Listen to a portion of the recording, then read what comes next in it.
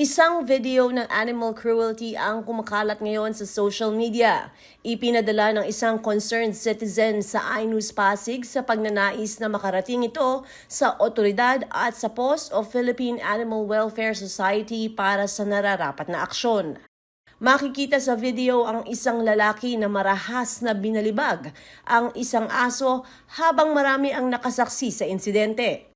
Maririnig din ang isang babae sa video na nagsabing i-report niya ang lalaki sa ginawa nito.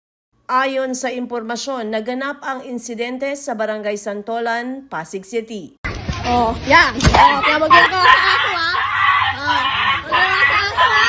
Ayan, ganyan, ha? Mag-iwa sa aso, ha? Ha? Ha? Kaya report kita, tanga. Ha?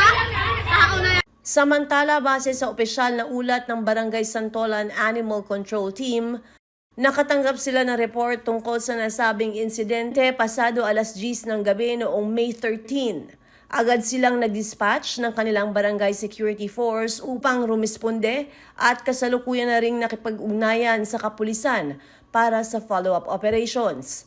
Nakipag-usap na rin ang barangay sa may-ari ng aso upang ipabatid ang kanyang mga karapatan at ang karapatan ng alaga nito alinsunod sa Animal Welfare Act, Pasig Veterinary Code at Barangay Santolan Resolution sa Responsible Pet Ownership. Sa naging pag-uusap, desidido ang pet owner na magsampa ng kaso. Inirekomenda rin ng Barangay Santolan Animal Control Team na ipasuri ang aso sa Pasig City Veterinary Office. Tiniyak ng barangay ang kanilang kahandaan na tumulong sa pet owner sa anumang susunod na legal na hakbang. Paalaala sa publiko na may karapatan din ang mga hayop. Tratuhin ng maayos at may respeto. Ang pananakit sa kanila ay may kaukulang parusa.